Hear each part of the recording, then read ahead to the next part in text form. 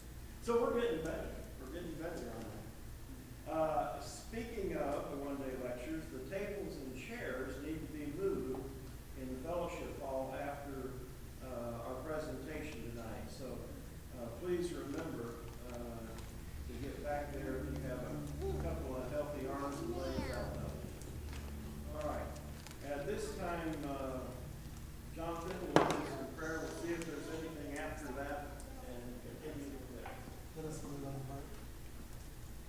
Oh, Heavenly Father, we are so grateful for today. Now that we can come to you, dear Lord, and hear your words from your servants. We pray, dear Lord, that when we hear tonight, may it edify us, may it uplift us, and may it draw us even closer together as a church. Lord, without your intervention, dear Lord, we are nothing. You are the Alpha and you are the Omega, and you will always be there for us. Especially when men fail us, dear Lord, you will never fail us. Help us to realize that your word will stand forever. And I pray, dear Lord, for those who are sick, those who are heavy laden, dear Lord, please deliver us. Especially for those who are injured, dear Lord, you know them by name and nature, even the ones who have been served, dear Lord. I ask you, dear Lord, just put your mighty hands upon her, dear Lord, and restore her back to our right health, that she will be here amongst us again. Dear Lord, we ask you, dear Lord, all these things in your name. Amen. I forgot to ask Fred, did you have anything lined up yet for Mark? Not yet, okay. We'll see if we can, I know they were releasing some guidelines for visitors today, I think, so maybe we'll get some news soon on being able to visit Margie. The Parkers will be here, a week from Sunday. They'll be here September 6th, and he's going to give a report on their mission work and then preach following that on Sunday morning. So that'll be a week from this Sunday. All right, is there anything else we can over? All right, Jim has the closing prayer. Jeff, give us the rest of those slides.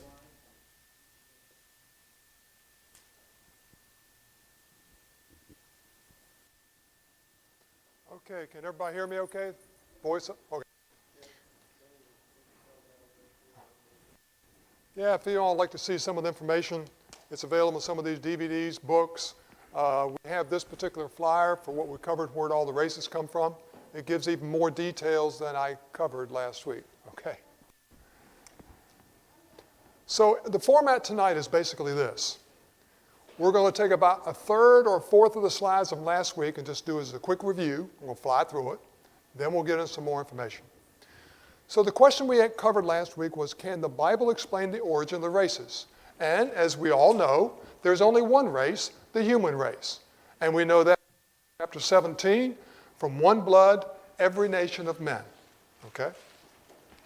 We also noticed that everybody, technically speaking, is kind of the same skin color. Just some of us have more melanin in our skin than others do. But it's the same color pigment. And now, technically speaking, there's two different types of melanin and all that. And we went through some of those details last week. And we covered about the idea of genetics, A, B, C type genes and all that. We went through melanocytes. We went through where they are in the skin cells. And yes, we gave you an illustration about combinations of genes. Okay, recessive and dominant genes, things of that nature. Just to bring to your memory what we covered last week. And I thought these were still pretty interesting, right? I mean, how could they have that much variation in skin color for twins? Well, yes, it's just the genes, it's just the combination, even when they grew up later. Again, there's only one race, the human race, because God has made from one blood every nation of men to dwell on the face of the earth. We saw that America, the idea of slavery, using skin color as one of these classifications, ended up leading to some terrible things in America, and it was forced upon America by the King of England. We showed how the Pilgrims, and even all the way up to 100 to 150 years later, that there were certain laws that said, no, you can't bring people from Africa, kidnap them, bring them up here and sell them. Well, they never could get the king to do away with that. In fact, the longest explanation, complaint against the king was slavery. Most people don't know that. When the colonies got together for writing the Declaration of Independence, the number one complaint, I mean, it was long, much longer than any of this no taxation without representation. That was like number 17. This is a big one.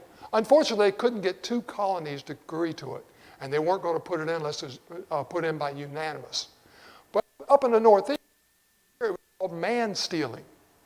and therefore you're put in jail, okay?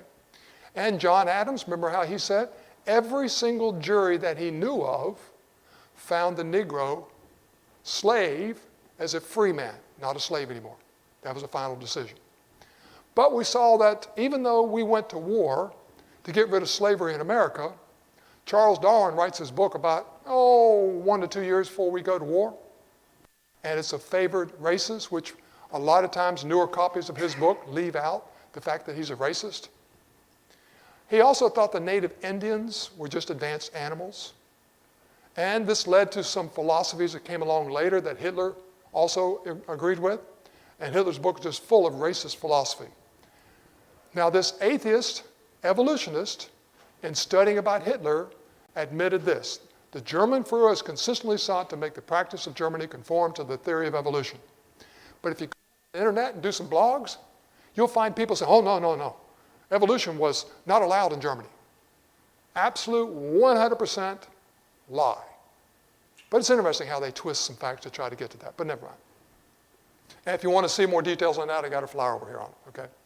Why doesn't the media, especially today's media with what's been going on, and academia, why aren't they all upset about evolution being taught in schools? Because it fuels racism, or at least it did in the past, right? Remember, we gave you a quote from America's top evolutionist. He's an atheist, Marxist professor, Harvard University. And even he said the biological arguments for racism went up by a factor of about 100 because of and after Darwin's book. And yes, Darwin once said, not very distant as measured by centuries, civilized races of man will almost certainly exterminate and replace the savage races. And he told you he thought the Negro was next to the Australian, which is close to the gorilla. This is Charles Darwin's book. You know, I don't see anybody pulling down his statutes, but never mind. And we saw the results of it. 20 million dead before Hitler, 72 million with Hitler. The abortion issue, we covered those details last week. We saw that even down in Australia, the racism was there, to where the police came in and shot 40 individuals, including women and children. Boiled off the skulls, took the 10 best specimens, and sent them up to the Smithsonian Institute. This is gross. And we didn't do too well before Darwin, did we? What did we do to the Indians? Yeah. You see, humans lose a lot of value when they don't think they're created in the image of God. And Paul tells us that we give up a lot. And remember, in Leviticus chapter 19, it says, even the stranger, so here's a Gentile. A stranger dwells in your land, you shall not mistreat him. The stranger who dwells among you shall be to you as one born among you. Does that sound like you're allowed to be a racist attitude there? No. And you shall love him as yourself. Wow. Well, how'd the Jews do? Did they like the Gentiles? Oh, they were racist to the hilt against the Gentiles, weren't they? Oh, yeah, it was bad. And, by the way, if the women, the feminist movement, how come they aren't getting all upset about Charles Darwin? He thought women were tremendously inferior to man. Average mental power in a man must be above that of woman. And we showed you a couple pages later, superior to woman. Yeah, he was, the feminists ought to be upset.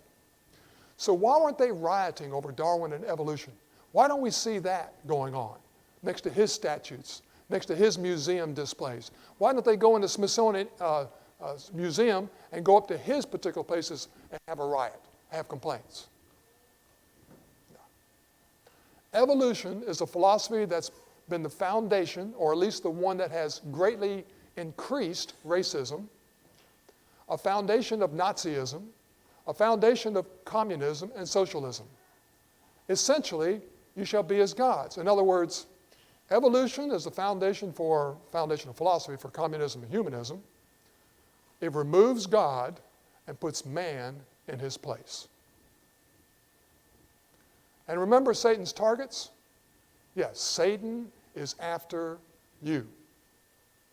That's true. So what countries is he after? And as we said last week, He's not too worried about France, is he? He's not worried about China. He's definitely not worried about Russia. They're pretty much doing his bidding, aren't they? Have been for a long time. The number one target for Satan is going to be the United States of America. So who's he going to use to attack the United States of America? Well, you use the other ones who are doing his will. And we showed you how during the Cold War, this is the top defector in all of the Cold War. Interesting book, it's right there. Disinformation. There's a DVD on it if you want that. And Ronald Reagan used to keep a copy of this book in the White House on his desk. He said, whenever I have to negotiate with communist countries, this book will back to read again. Now let me give you a little piece of information in addition to last week. In 1992, the U.S. Communist Party had a split. And so they were having a special meeting at the University of California. Well, this young graduate student, Curtis Bauer, a friend of him called him up and said, would you sneak into this meeting? You're not a communist, but would you sneak into the meeting and find out what they're actually doing? What had happened was they had split because about half of them wanted to continue to attempt to destroy America by causing riots and uprising the usual way. The other group said, no, we want to destroy America by getting into its institutions and changing its philosophy and its morality and other things. We'll destroy America from within itself instead of trying to get the American people to riot against each other. Well, I think you know which group won. But he goes to this meeting, 1992, right? He was expecting a whole bunch of college radicals, right? He said, no, there's a bunch of people 50, 60, 70 years old with briefcases, nicely dressed. He said, this is a bit more serious than I thought. So he goes in and takes his tape recorder. This is how they want to destroy America. They want to destroy families by promoting cohabitation. In other words, fornication. Okay? They want to get the children away from the parents early. They want to get behind the feminist movement because they thought it was the best chance of getting women discontent with marriage. They wanted to destroy businesses, or at least slow down the growth of businesses, and they thought the best way to do that was to get behind the environmental groups. Well, in 1992, the environmental groups weren't that big of a deal. One of the co-founders of the environmental group, Greenpeace, has done a video on Prager University, a little 5-minute video, and he goes and said, man, some radicals took us over. I had to get out of that place. Yeah. They've been pretty good at that, haven't they? They want to destroy our culture of religion and morality. How are they going to do that? Well, they said, get Americans to accept homosexual marriage. Now, this is 1992. Curtis Powers then said to himself, this is unrealistic. There's nothing I have to worry about in my lifetime. Well, 14 years later, the governor of the state asked him to fill into a slot into the state representatives, and so he did. And so he was trying to write a letter to the editor once a month for his constituents. And about a year or 2 years later, he pulled out his old notes that he'd taken back in 1992, and he went, oh, looks like they've been accomplishing exactly what they set out to do. So he wrote a little letter to the editor about that, and it hit the news. I mean, the news, it was on the nightly news and things of that nature. State representative shows there's a tie to the Communist Party, blah, blah, blah. Okay. Didn't last very long in the news cycle, but you get the point, okay? One of the people who responded said, you said 1992. You need to go look at the book, The Naked Communist, written by an FBI agent. And this is what they wrote back in 1958 was their goals. Eliminate prayer, which they did in 62, 63. Discredit the family as an institution. Encourage promiscuity and easy divorce. Get control of the schools to promote socialism. Get into control of the teachers' associations. Eliminate all laws governing obscenity by calling it censorship. break down the cultural standards of morality by promoting pornography, present homosexual degeneracy and promiscuity as normal, natural, and healthy, infiltrate the press, gain control of the key positions of radio, TV, and motion pictures, and infiltrate the churches. Where do you think the World Council of Churches came from? That was Russia. They're the ones behind that one. You see, the ACLU, American Civil Liberties Union, how could that be wrong? Well, let's just look what the founder of the ACLU said. Communism is the goal. Karl Marx said, my objective in life is to dethrone God and destroy capitalism. He said that Darwin's philosophy, Darwin's book, The Origin of Species, was the basis of his and Engels' views. And we started on this last week. We'll go through this a little bit. Remember, one of the goals, oh, wait a second. This isn't 1992. This isn't 1958. This is 1848. Communist, Karl Marx, Communist Manifesto. Nothing's changed much, has it? Abolish private property. And as we said, no, Jesus said, you have the right to do what you want with your things. And people that object to that, to tell you how you should give your money, tell you how you should spend your money, people who tell you that, their attitude, he puts the word evil on it, okay? And even in the Old Testament, Jews had things, his vine, his fig tree, they had ownership. And yet, here we got the president of the National Audubon Society. Why would he admit this in public or in one of his books? Why are we allowed to even know this? Isn't he smart enough to keep his mouth shut and just try to do this? No. We reject the idea of private property. And in Southwick, Massachusetts, a coloring page in the public school textbook. Look what they're pledging allegiance to. I pledge allegiance to the United States of America. No. To the world. One nation under God? No. To care for earth, sea, and air. That sounded a little bit like the environmentalist, getting a little bit out of control? Yeah. To honor every living thing with peace and justice everywhere. It rhymes, doesn't it? But it's not a very good basis for standards for how we should live our lives, is it? If God created everything, then His Word is the standard. We can make sense of laws. We know what marriage should be like. We have other standards in life, whether to condemn racism. We know what the meaning of life is. You see, we used to say, well, hopefully some people still say this, I pledge allegiance to the United States of America, and it goes on, one nation under God. Indivisible with liberty and justice for all. Okay. Instead, they said something else, didn't they? You see, when you put man's standard of evolution in there, what's wrong with abortion? Nothing. If you're just an animal, go kill another animal. What's wrong with pornography? You see, technically speaking, the atheist, the evolutionist, can't say anything's right or wrong. They have no standard for morality. They have to borrow the idea from the Bible to even argue against anything. Just man's opinions. A heavy progressive income tax.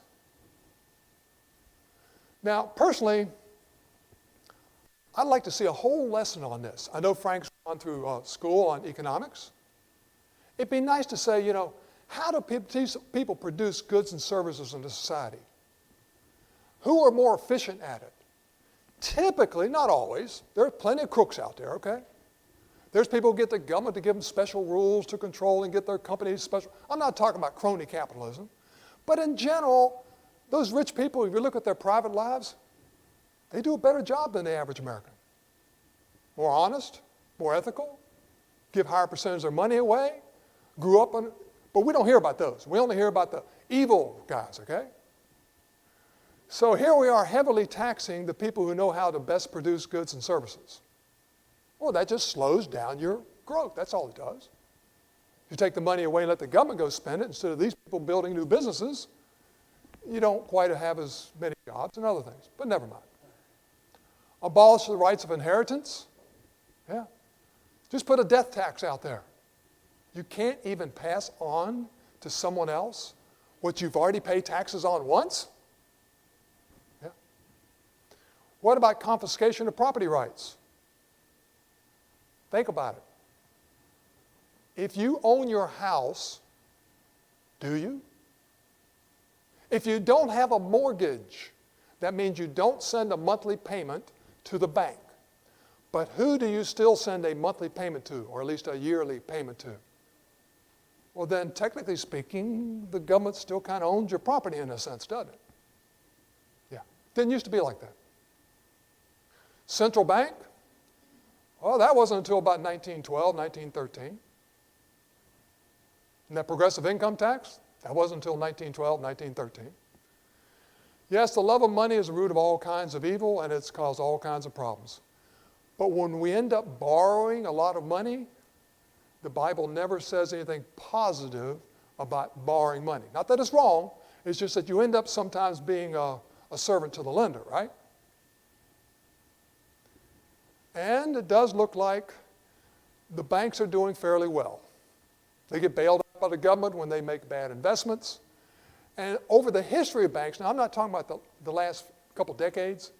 You go back the last couple hundred years, the central banking idea started over in England. They found out that if one country goes to war with another country, both countries borrow money from the banks. And after the war is over, the banks seem to get paid back and their interest. So it becomes very profitable for the banks. Now, I'm not saying they try to start the wars. I'm saying it's a way to make a profit, okay? U.S. debt in World War II went up by 600%. Japanese debt went up 1,300%. French debt, almost 600%. And Canadian debt, 400%. And in Nehemiah 5, we have borrowed money for the king's tribute. And that upon our lands and vineyards, and lo, we bring into bondage our sons and our daughters to be servants. I mean, someone still got to pay back this $20 trillion debt, or 22, whatever it is now. Government ownership of communication and transportation. Well, I don't think they've completely taken over this yet, have they? Their next goal was government ownership of factories and agriculture.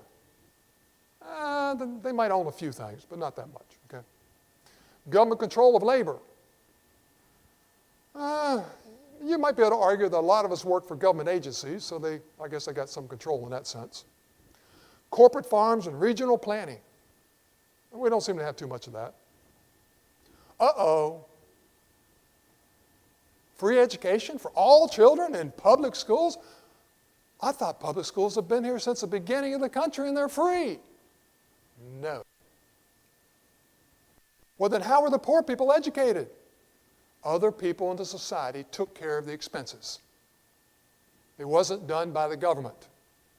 It wasn't until past 1850, I don't remember the exact time, when they switched over and people that were private schools that was generally run by preachers turned it over to the government. And by the way, would anybody in here like to take a 5th grade math test from 1820? Never mind. Look at this quote from The Humanist, 1983. The battle for humankind's future must be waged and won in the public school classroom by teachers who correctly perceive their roles as proselytizers of a new faith that will replace the rotting corpse of Christianity. Aren't you glad we got some Christian teachers in the public schools that don't teach this garbage? But there are some there that have that philosophy, especially in our universities. Every child who enters school at the age of 5 is mentally ill because he comes to school with an allegiance towards our elected officials, founding fathers, institutions, government, patriotism, nationalism, sovereignty. All these prove the child is sick because the well individual is one who has rejected all those things and is what I call the true international child of the future. That's 1973 at Harvard University, professor. And he's allowed to teach kids? Well, look at this guy right here. They even made a medal named after this guy with his image on it, right? He's given all kinds of awards for teaching children how to enjoy learning science. This particular book is called The Social Sciences. Let's go to one of the pages in his book. Any child who believes in God is mentally ill. Page 110, 1970. Mentally ill, huh? Yeah. Education, again, from the humanist, 1930. The other quote was from more recent. This is 1930. Education is the most powerful ally of humanism. And every American public school is a school of humanism. What can the theistic Sunday school, meeting for an hour once a week and teaching only a fraction of the children, do to stem the tide of a 5-day program of humanistic teaching? As a matter of fact, now this comes from the Journal of the National Center for Science Education, 1983. As a matter of fact, creationism should be discriminated against. No advocate of such propaganda should be trusted to teach science classes or administer science programs anywhere or under any circumstances. Moreover, if they are now doing so, they should be dismissed, fired. Iowa professor, he actually tried to do this. He said professors should be able to fail any student, no matter what the grade records indicate, if the professor discovers the student is a creationist. Oh, he wanted more than that. He went before the board. Furthermore, the students' departments should have the right of retracting grades and possibly even degrees if the student becomes a creationist later. Yes, here we try to go through the trouble to plant the seed of God's Word, to plant the truth, and put them into good hearts. And then what happens? Well, the devil, as we saw in Mark chapter 4, the devil's swooping down and removing the seed from their hearts, the ones that fell on the wayside. So how has this affected our whole country? Prayer and Bible were removed from the public schools in 1962, 1963.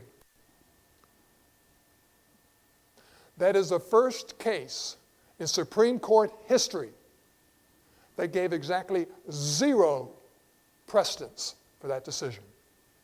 Supreme Court always says, we're making this decision because previous Supreme Courts made this decision, who also previously made this decision that goes back to the Constitution.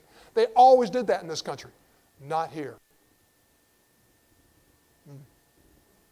So how did it affect? Educational achievement. Let's go to the SAT scores. Top left, okay? SAT scores had been standardized in the 1940s. They had not gone up or down more than 2 years in a row. They slightly, generally trended up until 1962, 1963. Now, it didn't go down to 0. You got to look at the graph over the side, okay? It did go down about 100 some points. Well, 80, 100 points, okay? And it turned around. Well, no, in 1978, a lot of religious people in this country started getting their kids out of the public schools and putting them into private Christian-type schools. And it's their scores that have helped pull the average back and keep it from going downhill anymore. Well, how are we doing on school dropouts? I mean, if school's getting easier, more kids should graduate. No, there's your dropouts. It's gone up, hasn't it? A lot faster than population growth. And I don't think you want to sit here and go through every single one of these charts. Every single one broke negative after 1962, 1963. David Barton, whose group has over 110,000 writings that are older than 1812, 110,000 writings He sent these statistics to the statistics department at a secular university in Texas.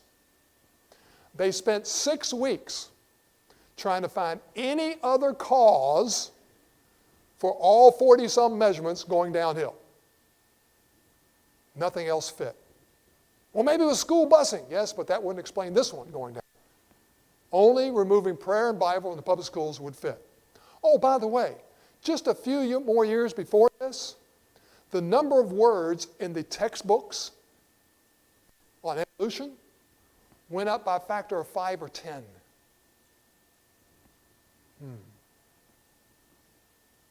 What about morality? Let's go to the birth weights of unwed girls that are 15 to 19 years of age. What about sexually transmitted diseases? 10 to 14 years of age. What about sexually transmitted diseases in general? A lot more than population growth. Different age groups? Yeah. Family stability. The number of single-parent households? Yeah. Divorce rates had been going down before 1962-63. Now be careful on the graph. We got about 2 down there per 1,000, and it goes up to 2 or 3 times, only about twice as bad. Yeah. Only. Yeah. Violent behavior, violent crimes, the number of offenses goes up a lot more than population growth, doesn't it? Pregnancies to unwed women, 15 to 19, well, I think we had a similar graph to that, but this one shows you, yes, it had gone up dramatically, but if you include all the babies that are being aborted, killed in the mother's womb, it's the higher line. The communists and the Communist Manifesto also had rules for the revolution. Here's some of their rules for the revolution. Corrupt the young. Get them away from religion. Break down the old moral values. Encourage, wow, that's off today's newspapers, isn't it? Encourage civil disorders and a soft government attitude towards crime. They put in jail the 2 people who had to go out of the house, and not a single one of the protesters anywhere was. Okay. Divide the people into hostile groups. Wow. They're succeeding on that one, aren't they? Get the people's mind off the government by focusing their attention on athletics, sex. Did you ever notice in 1896, the Olympic Games, the total number of athletes across the entire world was 311 athletes. Now the Olympic Games has about 13,000 athletes in 1996. It's kind of grown a bit, hasn't it? That was part of get Americans distracted with sports. In fact, look at this advertisement for a 50-inch TV many, many years ago, 10, 20 years ago. Football is a religion. That's one of the ways they sold their 50-inch TVs.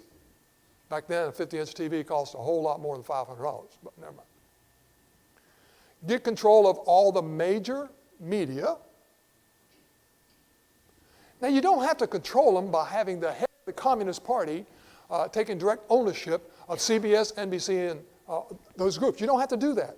All you have to do is send your agents into the country and get them to write articles and submit things, make some donations here, and reinforce some professor who will then write an article positive for you in this way. That's the way you start a culture. That's the way you get to the media. The media, I don't think, knows they're being used by the communists. The media is not that evil. They've gotten bad, but oh well. Look at this. This is many years ago, the senior producer of CBS Political News. We are going to impose our agenda on the coverage by dealing with the issues and subjects we choose to deal with. Let's go to the president of CBS News, former president. Our job is to give people not what they want, but what we decide they ought to have. These are not new quotes, folks. Look at this. Herman Dismore, the foreign editor for the New York Times for 10 years back in 1950 to 1960. Weren't they conservative back then? The New York Times is deliberately pitched to the liberal socialist point of view. Walter Cronkite? Oh, come on. We all thought Walter Cronkite was great. Look what he admitted. News reporters are certainly liberal, socialist, and left of center. Barbara Walters? The news media in general are liberal, socialist. You know, you don't hear these people today, they're even more liberal, admitting to even being this bad. Now they claim they're almost neutral. In fact, I had a guy at work one time. He basically says, don't you know that the media is conservative? And I'm trying to, what media are you talking about? And he named CNN and MSNBC and these type of people. I'm going, okay, I didn't get anywhere with him, but it's fine. Another rule for revolution is to destroy people's faith in their leaders, to cause the registration of all firearms, eventually confiscate them. We haven't heard much about this lately. Well, some, but 20, 30 years ago, you heard about this a lot, weren't you? Well, what did Lenin say? He said, one person with a gun can control 100 people without one.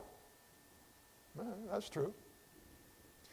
And every dictator tries to enforce some type of gun control on his people. If you want to be a dictator, limit people's ability to object, take away one of their powers, okay? So gun control, well, didn't work out too well for those countries. Notice what Hitler said. Now, this quote has been attacked, but they still did this. This year will go down in history.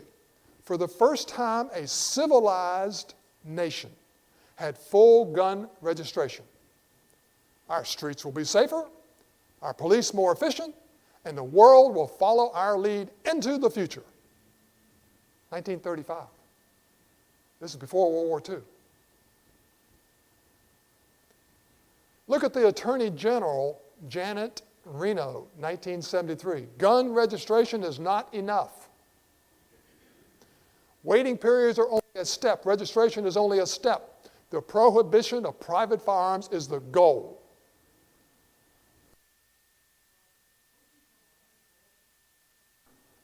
Yeah.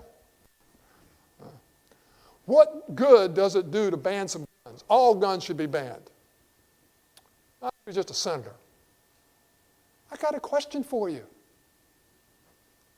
If you take a job and you take a swear or you promise to uphold the Constitution and the Bill of Rights, then what's this guy saying this for? He's completely going against his own oath. Our task of creating a totally socialist America can only succeed when those who would resist have been totally disarmed. Okay, we got the education guy, Sarah Brady, chairman. And we should, then every community in the country should then start doing major weapon sweeps and then destroying the weapons and not selling them. Well, Bill Clinton. Notice what happened. In the first 12 months after gun owners in Australia were forced to surrender 640,000 personal firearms to be destroyed, which cost the government $500 million. Within 12 months, homicides were up nationwide 3.2%. Assaults up 8.6%. Armed robberies up 44%. The state of Victoria, homicides with firearms are up 300%. I thought the firearms were gone. I guess the criminals didn't give up their firearms, right? Yeah. Figures over the previous 25 years show a steady decrease in armed robbery with firearms. There has also been a dramatic increase in break-ins and assaults of the elderly. So in 1929, the Soviet Union established gun control. About 20 million dissidents were unable to defend themselves, rounded up and exterminated. 1911, Turkey established gun control. 1.5 million Armenians. Germany established gun control, 13 million Jews and others unable to defend themselves.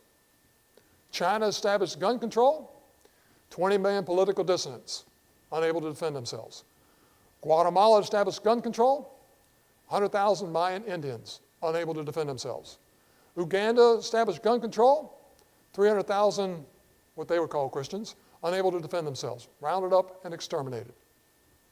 Cambodia, gun control in 56, 1 million educated people unable to defend themselves, rounded up and exterminated.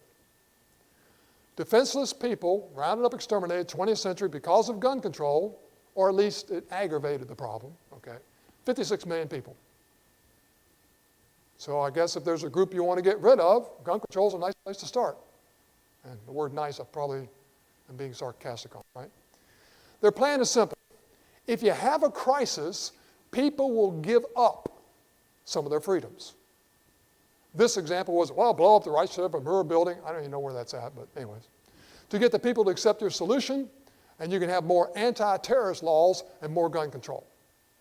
Isn't that what happens? Every time you hear of a school shooting, what do they complain against? The shooter? The philosophy behind it? No. Here's the definition of peace. See, the communist definition of peace is simply the absence of resistance. Everybody wants peace, don't they? Yeah. Karl Marx wanted to dedicate his book to Charles Darwin. And there's what he said. Communism is based on evolution. Man can be as gods, essentially. At a very early age, while still a pupil at the ecclesiastical school, Comrade Stalin developed a critical mind, critical? And revolutionary sentiments. He began to read Darwin and became an atheist. Charles Darwin, Origin of Species, or The Preservation of Favored Races, the book that changed the philosophy of Joseph Stalin. 60 to 100 million people killed? Yeah. Even when he came into Poland and took them over, even after they surrendered, his type of philosophy, well, go ahead and kill the officers. He didn't want the officers to be able to lead any troops against him later sometime. So he killed 14,700 Polish officers. We didn't know about that until just a few years ago, by the way. That was kept secret.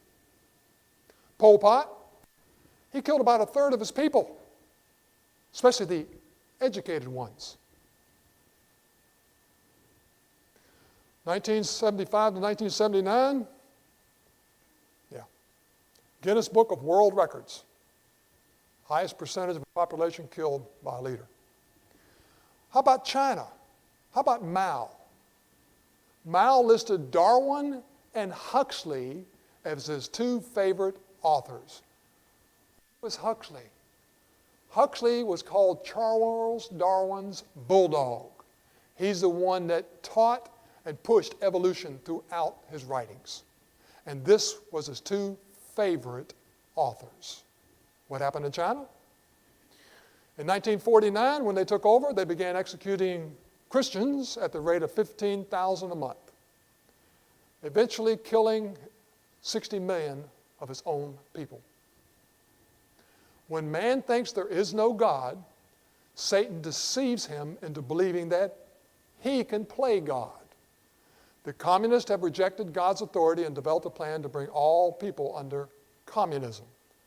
Evolution is the foundational philosophy for Nazism. Hitler's rise to power was essentially financed. World War I, World War II, Hitler, the Nazis, the Holocaust. The philosophy that caused World War I and World War II was greatly increased because of evolution. Christians are often confronted with the claim that evolution will help society become better. Even the first Humanist Manifesto. But remember, Charles Darwin said, now his book's 1859. He dies about 1880 something, okay? Not too far in the distance, civilized races will then exterminate the others. That's what he said. And what happened in World War I and World War II? Yeah. Again, 20 million, 72 million, 17 million. Yeah. Mussolini, the Italian dictator, was influenced by evolutionary philosophy. He thought the Italians were the superior race. There's Mussolini and Hitler together. Hitler believed the Germans were the superior race that deserved to rule the world. The German Führer has consistently sought to make the practice of Germany conform to the theory of evolution. And you can see that in his book, Mein Kampf. There's a part of his book. Nature desires no more than nature desires the mating of a weaker with the stronger individuals, even less does she desire the blending of a higher with a lower race. It goes on to talk about Aryan blood and lower peoples. He offered to get rid of the Jews without killing them. He says, I don't want our people in Germany intermarrying with those Jews and to bring our bloodline down. So if you want them, other countries, we'll send them to you. He even joked, I'll send them to you on luxury ships. We turned them down. We had our own bigoted biases. On Hitler's hit list, he thought the highest race of people had Nordic, blonde hair, blue eyes. They were the closest to what he called pure Aryan. And Hitler wasn't blonde-haired, blue eyes, was he? But he thought the Germans were next. He thought they were predominantly Aryan, okay? Oh, the Mediterranean people, don't tell Mussolini. Those Mediterranean people, well, they're just slightly Aryan. And you get to the Slavic nations, oh, they're close to half Aryan, half ape. The Orientals, a slight ape preponderance. Black African, predominantly ape. And those Jews, man, they're almost close to pure ape. You see, when Hitler killed the Jews, the next group, if he'd have been able to take power, would have been the blacks. And then the Orientals.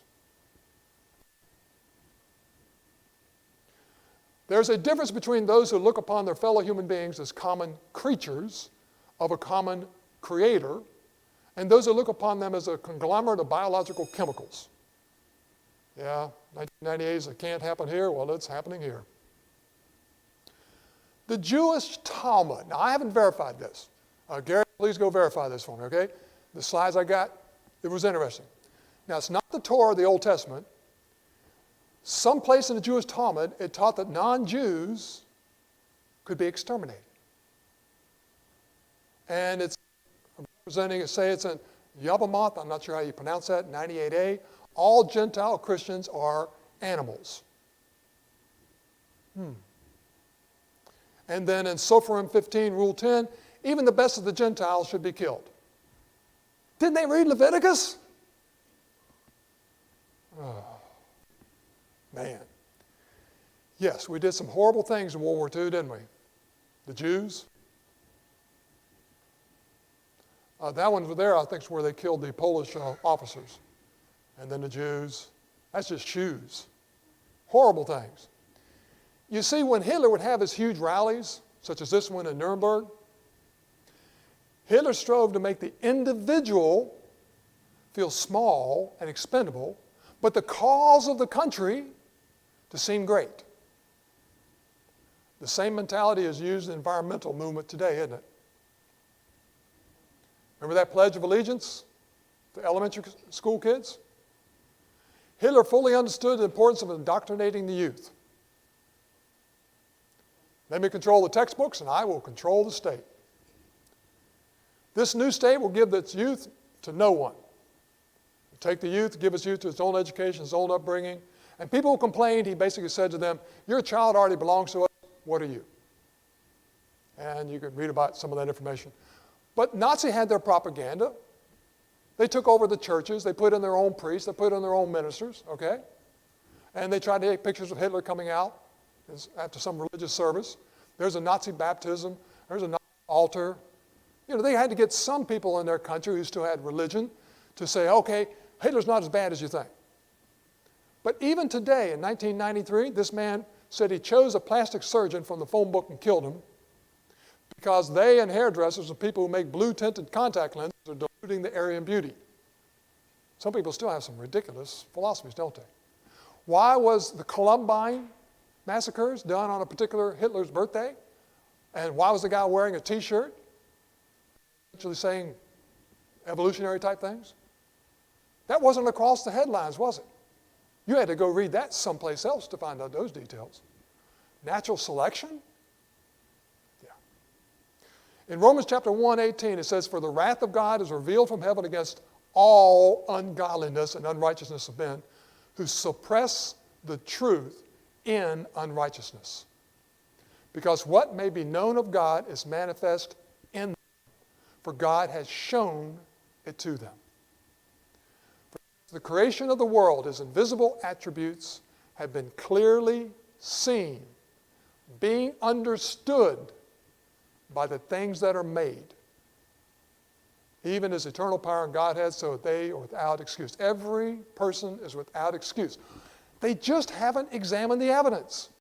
If you're brought up in a culture where they don't show you but one viewpoint and hide the truth from you, it's difficult. But if you have a type of heart that has developed a love for the truth, then I'll guarantee you God will open a door somewhere to get you to understand something about him, which then will develop in you a fear of God, which then will develop in you a study of his word to where you'll follow God. Okay? But those people who have never developed a love of the truth, they're just going to follow a lie. The turning point in history will be in a moment when man becomes aware the only God of man is man himself. This is the American Humanist, page 10. They have replaced God of the Bible, but only in their minds. E.O. Wilson, famous evolutionist, he says, "As were many persons from Alabama, I was a born-again Christian. When I was 15, I entered the Southern Baptist Church with great fervor." What do you thought what a Christian was anyways? "With great fervor and interest in fundamental religion. I left at 17 when I got to the University of Alabama and heard about evolution theory. 75% of all children raised in Christian homes who attend public schools will reject the Christian faith by their first year of college." Yes. That's the end of the lesson for tonight. Aren't you glad you developed a love of truth and a fear of God and the obedience to his will?